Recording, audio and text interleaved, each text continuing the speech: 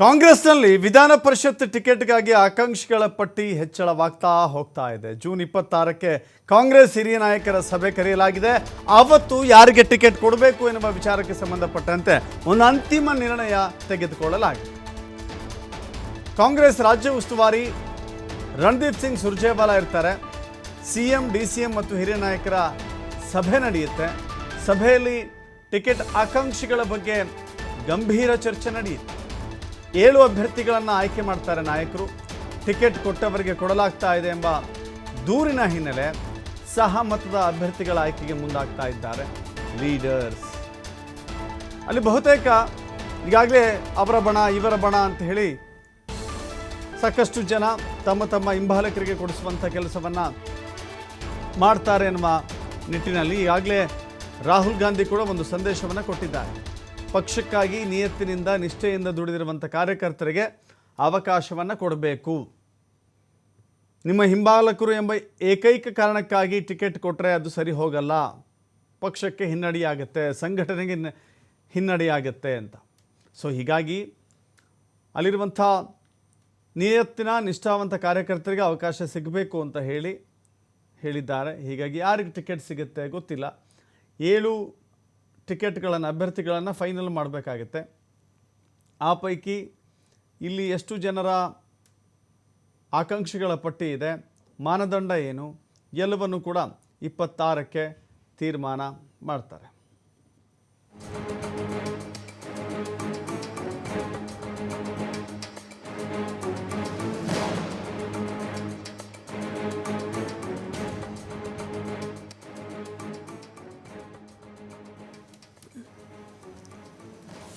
ವಿಧಾನ ಪರಿಷತ್ತಿನ ಚುನಾವಣೆಯ ವಿಚಾರಕ್ಕೆ ಸಂಬಂಧಪಟ್ಟಂತೆ ಕಾಂಗ್ರೆಸ್ ಅತಿ ಹೆಚ್ಚಿನ ಸಂಖ್ಯೆಯನ್ನು ಪಡಿಬೇಕು ಅನ್ನುವ ಉದ್ದೇಶದಿಂದ ಮುಂದಾಗ್ತಾ ಇದೆ.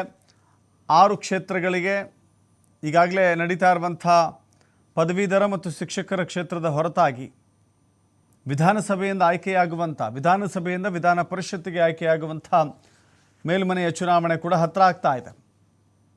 ಸಂಖ್ಯಾಬಲದ ಪ್ರಕಾರ ಕಾಂಗ್ರೆಸ್ 7 ಸೀಟುಗಳನ್ನು ಗೆಲ್ಲುವಂಥ ಅವಕಾಶ ಇದೆ. BJP ಕೂಡ ಈ ನಿಟ್ಟಿನಲ್ಲಿ ಬಹಳ ದೊಡ್ಡ ಮಟ್ಟದ ಚರ್ಚೆಯನ್ನು ನಡೆಸಲಾಗ್ತಾ ಇದೆ, ಯಾರಿಗೆ ಟಿಕೆಟ್ ಕೊಡಬೇಕು ಅನ್ನುವ ಇರಾದಿಯಲ್ಲಿ. ಹೀಗಾಗಿ ಕಾಂಗ್ರೆಸ್ ಮೇಲ್ಮನೆಯಲ್ಲಿ ಸುಲಭವಾಗಿ ಗೆಲ್ಲಬಹುದಾದಂಥ ಕ್ಷೇತ್ರಗಳಿಗೆ ಯಾರಿಗೆ ಟಿಕೆಟ್ ಕೊಡೋದು, ಲೋಕಸಭೆ ಚುನಾವಣೆಯಲ್ಲಿ ಅತಿ ಹೆಚ್ಚಿನ ಶ್ರಮ ವಹಿಸಿ ಪಕ್ಷಕ್ಕೆ ಲಾಭವಾಗುವ ದೃಷ್ಟಿಯಲ್ಲಿ ಯಾರು ಕೆಲಸ ಮಾಡಿದ್ದಾರೋ ಅಂಥವರಿಗೆ ಮಣೆ ಹಾಕಬೇಕು, ಅವರಿಗೆ ವಹಿಸಿರುವಂಥ ಕಾರ್ಯಕ್ಷೇತ್ರದಲ್ಲಿ ಎಷ್ಟು ಸಾಮರ್ಥ್ಯವನ್ನು ಸಾಬೀತುಪಡಿಸಿದ್ದಾರೆ ಅಂಥವ್ರಿಗೆ ಮಣೆ ಹಾಕಬೇಕು. ಹೀಗೆ ಅನೇಕ ರೀತಿಯ ಆಯಾಮಗಳಿದ್ದಾವೆ. ಆಯಾಮಗಳ ಲೆಕ್ಕಾಚಾರದಲ್ಲಿಯೇ ಟಿಕೆಟನ್ನು ನೀಡಲಾಗುತ್ತೆ. ಮತ್ತಷ್ಟು ಮಾಹಿತಿ ನಮ್ಮ ಪ್ರತಿನಿಧಿ ಶಿವಕುಮಾರ್ ನೀಡ್ತಾರೆ. ಶಿವಕುಮಾರ್, ಈಗ ಸುಲಭವಾಗಿ ವಿಧಾನಸಭೆಯಿಂದ ಆಯ್ಕೆಯಾಗುವಂಥ ಅವಕಾಶಗಳಿದೆ, ಯಾರಿಗೆ ಮಣೆ ಹಾಕಲಾಗುತ್ತೆ? ಪಕ್ಷದ ನಿಷ್ಠಾವಂತ ಕಾರ್ಯಕರ್ತರಿಗ, ಬೆಂಬಲಿಗರಿಗ ಅಥವಾ ಹಿರಿಯ ನಾಯಕರಿಗ? ದಶರಥ್, ಮೇಲ್ಮನೆಯ 11 ಸ್ಥಾನಗಳಿಗೆ ಚುನಾವಣೆ ಘೋಷಣೆಯಾಗಿದೆ. ಕಾಂಗ್ರೆಸ್ ಪಕ್ಷಕ್ಕೆ 7 ಸ್ಥಾನಗಳು ಬರುತ್ತೆ. ಸೊ ಹಾಗಾಗಿ ಈಗಾಗಲೇ ಸುಮಾರು 20ಕ್ಕೂ ಹೆಚ್ಚು ಆಕಾಂಕ್ಷಿಗಳು ಟಿಕೆಟ್ಗಾಗಿ ಬೇಡಿಕೆಯನ್ನ ಇಟ್ಟಿದ್ದಾರೆ. ಅದರಲ್ಲಿ ಕೆಲವು ದೂರುಗಳು ಕೂಡ ಹೈಕಮಾಂಡ್ಗೆ ತಲುಪಿದೆ. ಮತ್ತೆ ಪದೇ ಕೊಟ್ಟವರಿಗೆ ಅವಕಾಶವನ್ನ ಮಾಡ್ಕೊಡ್ಬೇಡಿ, ನಿಷ್ಠಾವಂತ ಕಾರ್ಯಕರ್ತರಿಗೆ ಅವಕಾಶವನ್ನ ಮಾಡ್ಕೊಡಿ ಅನ್ನುವಂತಹ ದೂರುಗಳು ಕೂಡ ಈಗಾಗಲೇ ಹೈಕಮಾಂಡ್ಗೆ ಸೇರಿದೆ.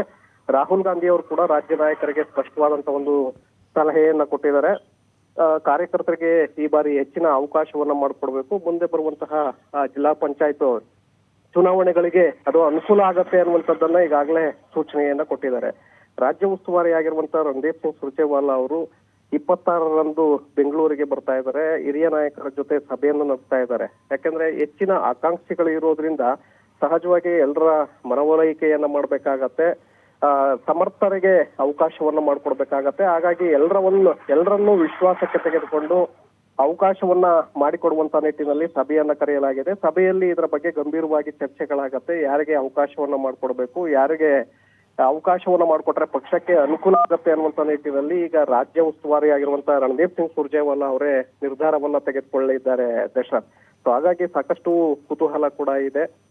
ಜೊತೆಗೆ 7 ಸ್ಥಾನಗಳಿರೋದ್ರಿಂದ 20ಕ್ಕೂ ಹೆಚ್ಚು ಆಕಾಂಕ್ಷಿಗಳಿರೋದ್ರಿಂದ ಅವರ ಓಲೈಕೆ ಮಾಡುವಂತದ್ದು ಕೂಡ ಇಲ್ಲಿ ಕಷ್ಟ ಇದೆ. ಯಾಕಂದ್ರೆ ಕೆಲವರು ಈಗ ಮರು ಆಯ್ಕೆಯನ್ನ ಬಯಸಿದ್ದಾರೆ, ಕೆಲವರು ಹೊಸಬರು ಅವಕಾಶವನ್ನ ಕೇಳ್ತಾ ಇದ್ದಾರೆ, ಕೆಲವರು ಹಿಂಬಾಲಕರಿಗೆ ಅವಕಾಶವನ್ನ ಮಾಡ್ಕೊಡ್ಬೇಕು ಅಂತೇಳಿ ಮುಖ್ಯಮಂತ್ರಿಗಳು ಹಾಗೆ ಉಪಮುಖ್ಯಮಂತ್ರಿಗಳು ಕೂಡ ಯೋಚನೆಯನ್ನ ಮಾಡ್ತಾ ಇದ್ದಾರೆ. ಈ ನಿಟ್ಟಿನಲ್ಲಿ ಕೆಲವರಿಗೆ ಅವಕಾಶ ವಂಚಿತ ಆಗಿದ್ದೇ ಆದ್ರೆ ಅವರು ಪಕ್ಷದ ವಿರುದ್ಧವಾಗಿ ತಿರುಗಿ ಬೀಳುವಂತ ಸಾಧ್ಯತೆಗಳು ಕೂಡ ಇದೆ. ಹೀಗಾಗಿ ಎಲ್ಲರನ್ನು ಕೂಡ ವಿಶ್ವಾಸಕ್ಕೆ ತೆಗೆದುಕೊಂಡು ಟಿಕೆಟ್ ಅನ್ನ ಹಂಚಿಕೆ ಮಾಡ್ಬೇಕಾಗತ್ತೆ. ಹಾಗಾಗಿ 26ರಂದು ನಡೆಯುವಂತ ಸಭೆಯಲ್ಲಿ ಇದರ ಬಗ್ಗೆ ಸಂಪೂರ್ಣವಾಗಿ ಚರ್ಚೆಗಳಾಗತ್ತೆ. ಥ್ಯಾಂಕ್ ಯು ಶಿವಕುಮಾರ್, ನಿಮ್ಮೆಲ್ಲ ಮಾಹಿತಿಗೆ.